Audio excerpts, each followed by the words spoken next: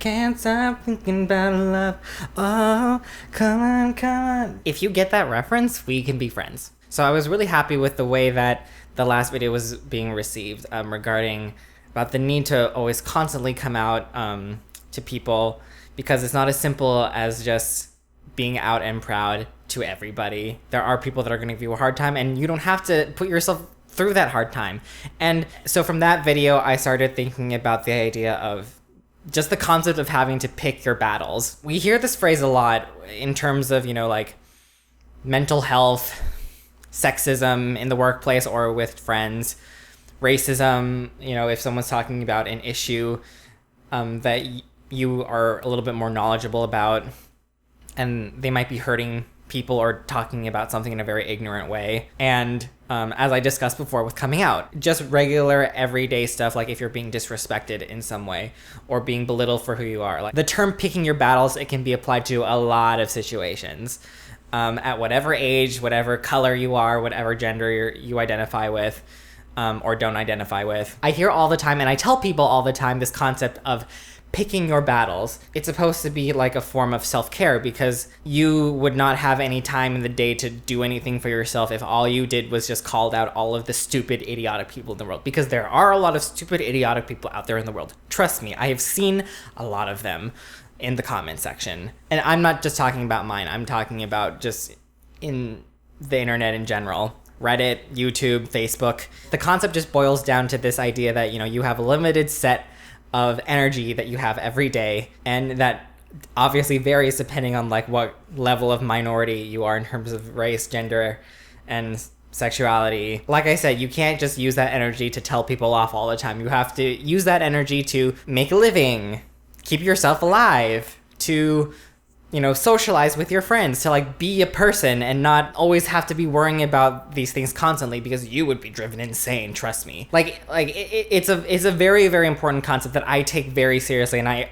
totally understand the value of. I don't know if I just never really thought about it, but like today, like that concept just makes me feel so sad. It makes me so sad that there's even a need for that phrase, pick your battles, because that speaks volumes on like how many battles minorities are presented, how many precarious situations they're put in because of someone's ignorance or because of someone's lack of information about something, that so many of these horrible, shitty situations present themselves, to the point where you have to pick and choose your battles, and you can't tackle all of them because there are too many for you to handle, so you have to pick your battles. Like, it implies the number of battles that are presented to you, right? If minorities were presented in whatever sort of capacity, like a set number of battles or arguments with people for a set day that was manageable, then there would be literally no need for this phrase, pick your battles, right? Just knowing that so many of these possibilities of conflict arise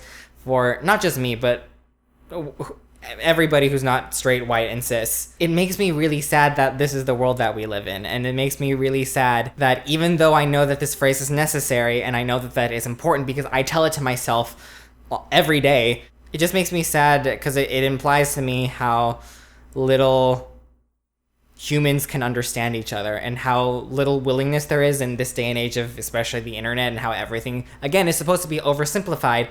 And how like you're either with me or against me mentality. It just makes me sad that so many human beings have such a lack of empathy, and how many people hurt other people without realizing it. Even when they're being told that they're being hurtful to somebody, they disacknowledge it and try to still pin it on the other person, and not even trying to like engage in like some kind of meaningful learning situation. My whole point is that this phrase, pick your battles, is important, but it says a lot about the world. And I'm trying really hard to not think too hard about that, because I do believe that people have the capacity to change and become better, and that humanity is slowly evolving. But it's like the tiniest things like these that make me wonder, like, are we ever going to be able to move past certain things that are supposed to be basic? Like when you hear a guy talk about how it might have been a rape victim's fault for getting raped, if it was a black person's fault for getting shot. There's just a very clear lack of empathy and unwillingness to listen, especially in the age of the internet, because in the age of the internet, everybody's allowed to be an authority on everything. We are disgustingly and also beautifully flawed creatures, and it's important to always know that. I hope that you can relate to this. I hope this wasn't boring. Yeah, thank you so much for listening to me. I always mean it when I say that I really, really appreciate you. Please like and subscribe. It really, really helps me out, and it helps out this channel a lot. And I will see you next week. Bye.